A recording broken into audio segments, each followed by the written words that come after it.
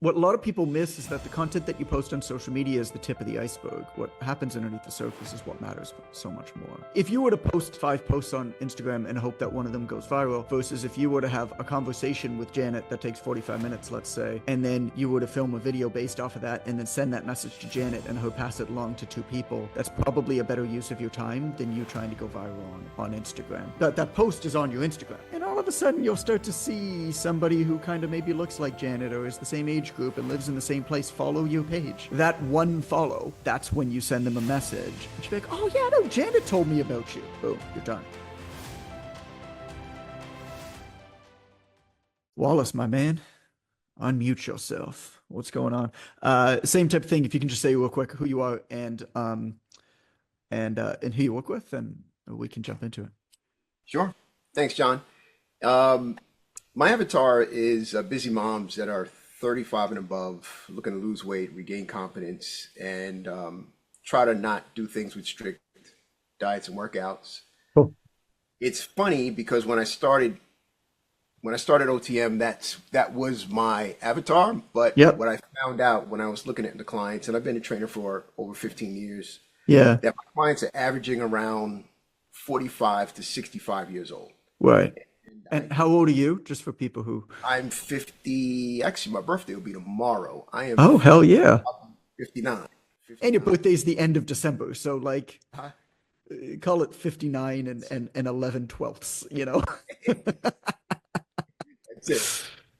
And Yeah. so my clients are from 45 to 65. My oldest client is actually 87, and Cool. she trained me on hybrid once a week.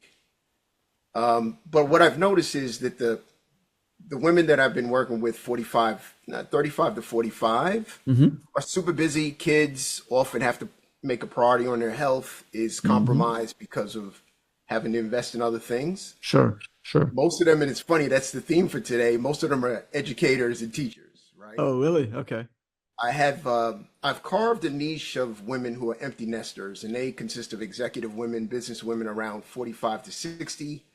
They're mid-level managers and executives, business owners. They understand the value of the program. They excited about the resources. They're open to change. They're looking for somebody to hold them accountable. And that's Mm. really where I thrive, is at women. Yeah. And I Yeah. have some clients that are, retired or about to retire around 60 and above. They're eager to join the program, but their finances may not be there, right? Or So, they're worried because right, they don't have the income coming in right now. So they look at that, they're starting to pull now from the nest egg that they've been accumulating their entire life. And so yep, even though they're probably going to have more than enough forever, um, right. they're not actively adding to it anymore. Okay. Okay. And a lot of Okay. them are giving me referrals. In fact, I got a referral yesterday and signed somebody up this afternoon.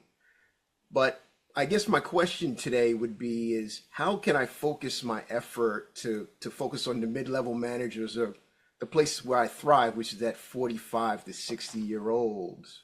Yeah. How can I kind of lean into that as opposed to the big picture that I'm looking at 35 to 65? I really would love to scale that down because that's my home. That's where I love to work, and I Yeah. also, you know, that's the big picture for me. One of the things that's happened as I've worked with as many people and spoken to as many people in this business as I have over the last 10 years plus is I've started to really look past demographics.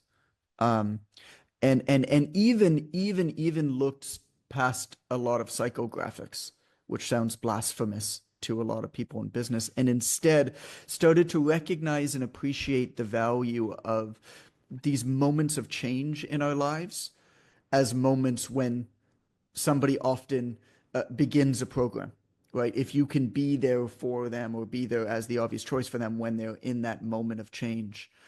And, somebody who's 35 years old, like I'm 39, and what's been, what I've noticed is like, 35-year-olds have no time for anything because all of my friends now had kids later. Like I had my first kid at 33. I was young in my friend group having children. We're about to have our third at 39 and 40, and that's not uncommon. But that is also the point where people generally have finally risen to the point where they're in some sort of executive or managerial role professionally, where they're also in demand mode. So all of these things are coalescing at the same time, where you have these people who are the busiest professionally with the most responsibility, probably that they'll ever have, at the highest earning potential they'll ever have in their life, also with young kids. I don't think that's a particularly good market for training, personally. They have money, but I don't think it's a particularly good market for training. And so I actually love the fact that you're moving up a little bit. Not that it can't work with 35-year-olds, but empty nesters, I think, is a beautiful market for training. Um, they have money, they're still working, but they're in this point now that they've been looking forward to for a long time, where, this when I finally type moment has finally come. I will finally have more time. And empty nesters is not necessarily the kid moving out of the house. It might just be all of your kids are finally going to school. Most people now, when all of their kids are finally going to school, they're 45 years old. Um, or finally, my kids are finally have social lives, or my kids can drive themselves or take their bus to their sports by themselves. Uh, those parents are going to be 45, 50, 55 years old. Like when my next kid is born in May, I'm going to be, I mean, my wife is going to be 41 years old. When that kid goes to school, she's going to be 46. When that kid is old enough to take a bus to an extracurricular, she's going to be in her mid 50s. That's not uncommon. So that's empty nesters, right? And so what's really cool about this is that I think you can start to sneak this in, hey, you're putting out your content or you're speaking to people and you say, hey, when your kids can finally take the bus to school and you don't have to drive them anywhere and you have a little bit of extra time to start a fitness program, give me a call. I'm a guy. And you could start speaking in that language, right? So that people start thinking about it as this kind of aspirational point that you're getting towards. Um, and you can even talk about that with your existing clients. Like, give me the name of one of your clients. You can change the name, but give me the first name of one of your clients you love to train. Janet. Janet. Okay. What does Janet do? Janet she's a government contractor. Okay. Where does she live? She lives in Maryland. Okay. Small community, big town. Oh, she's I would say a medium town. Okay. They, Does she have it's a, kids? she has two. How old? They are just about empty nesters. She's almost got rid of them all, so she's Okay. gonna be happy in a few minutes. And are the kids in sports, extracurriculars, anything like that? Soccer Mhm. and one does dancing. Okay. So Janet would have a lot of other friends who work with her in the government, a lot of neighbors who would be similar to her, and she would also know a lot of other parents who also have kids who play soccer or do dance with her kids that are going to be in very similar situations to her. Uh, I'm going to ad lib this. You could probably do it a bit better than I can. I'm sure you can do it better than I can. But hey, Janet, you got a minute? Starting a program, starting something new. Uh, Wanted to ask your advice on it. Sure, Wallace, anything for you. I love you, man. You've changed my life. Awesome. Thank you so much. Uh, Janet, one of the things that I'm really doing is working with more and more women who are, entering this new stage in their life where they're empty nesters. They don't have a lot of weight to lose, but they've worked hard for a long time and they've given themselves to their work and to their families for so long, and now they finally have a little bit more time back for themselves. I'd love to talk to you a little bit more about maybe what's going on with your head, maybe some of the things that you're thinking about as you go through this, and what you plan to do with your time. Is that okay? Yeah, of course, Wallace. Okay, so you ask her some questions about, you just learn more because obviously you're not a woman. So you learn more about what she's thinking because, even if women are the primary breadwinners, they are also most often, and I'm not saying this is fair, they're also most often the primary um, uh, home contributors, right? The primary parents. And so it's a big moment. And so you learn more about them and you say, Janet, I'm putting together uh, a program. I mean, you've been training with me for a while, but I'm really going to be focusing, I think, on uh, women in this kind of situation, similar to you, similar to what you're about to go through with little Mickey and little Jennifer, where they're finally out of the house and you're finally getting rid of them.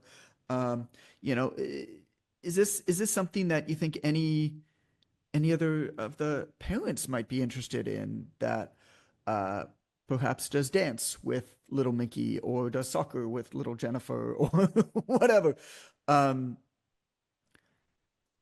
if so, would you like totally fine if you don't feel comfortable, making an introduction, but would you send in this video? I made this video on Instagram. Would you pass that along to them? Um, I would start there, because I'm sure you've got more than one Janet. Yeah, absolutely. Start there and help Janet become a part of it by asking for her advice first, just to learn more about it, but also what's the esteemed business philosopher. He goes by the name Pitbull. In one of his songs, he said, "Ask for money, get advice. Ask for advice, get money twice." Um, I think that that's actually some of the best business advice you're ever going to get.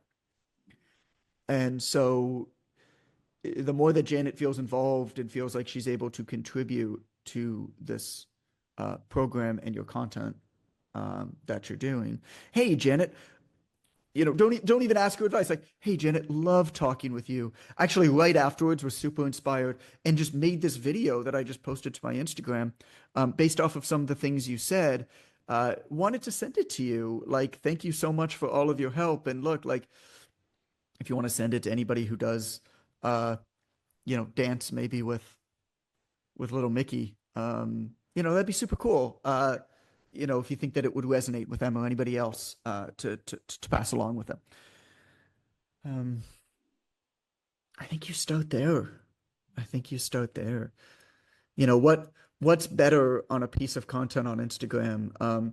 5,000 views on a reel of people who you don't know, or 25 views on a reel um, that are directly referred and passed along from five of your existing clients to people that they know. This is where the metrics on Instagram don't tell the whole story. You know what I'm saying? Mhm. Would you recommend switching car a little bit, because that would be my focus as opposed to what Say I'm that again. saying So on again, you cut out for a second. Would you recommend switching what? Yep. Switching the avatar, switching my Oh, I see. avatar to kind of drill it down to that specific age group as opposed to where I am, or just kind of just putting out content that is gravitating to that Um, social group. I mean, you're talking about just like your one line kind of at the top in your profile. Hmm. I mean, the OTM coaches are going to hate me for this. I don't think it matters that much. I think it matters less than we think, what those words say. I think that you want to have things that are representative of people that you work with for sure. On first glance, they need to know who you are and why you matter. But, your avatar can say something a little bit more general, perhaps, and then you can have one line that says something like, um, uh, helped 17 women, and then in quotes, or and then in brackets, and counting, who just became empty nesters. Uh, uh, I don't know what language you would use, but make good use, like uh, rediscover their love for health and fitness with all of their extra time. Yeah. Uh, that's too wordy, but that type of idea. And then you can, DM me if your kids are about to leave the house. DM me empty nester if your kids are about to leave the house. And then your link is, a video where you're talking to Janet, for Right. example. I mean, so you know what I'm saying? Like your avatar statement doesn't need to call this out necessarily, but your call to action should, I guess, is what I'm saying. I got you. Um, Yep. yeah, yeah, yeah. You can say that. You would have to say that in a lot fewer words than what I just said. But then of course your content absolutely speaks with this language, um, and shares this type of stuff. But what a lot of people miss is that the content that you post on social media is the tip of the iceberg. What happens underneath the surface is what matters so much more. And so if you were to have a conversation, if you were to post like 5 posts on Instagram and hope that one of them goes viral, versus if you were to have a conversation with Janet that takes 45 minutes, let's say, and then you were to film a video based off of that and then send that message to Janet and her pass it along to 2 people, that's probably a better use of your time than you trying to go viral on Instagram. But that post is on your Instagram. And all of a sudden, you'll start to see somebody who kind of maybe looks like Janet or is the same age group and lives in the same place follow your page. And, that one follow, that's when you send them a message. And she'll be like, oh, yeah, no, Janet told me about you. Boom, you're done. Right. Um, and so, what goes on below the surface where you're involving people who you're already close with in the creation of this stuff? And because they're involved in the creation of their stuff, and it speaks so much to them, and of course they know other people like them, you encourage them to pass it along. You're not going to get as many views. You're not going to impress a lot of others on the internet who don't know you and wouldn't care about you if they did know you. But you are going to be the obvious choice to a chosen few. Uh, I got to stop using that term. It sounds so corny now. But uh, all right, Wallace, man, appreciate you. Thank you for this. I appreciate it. Thank you for your time. You got it. Thanks, John.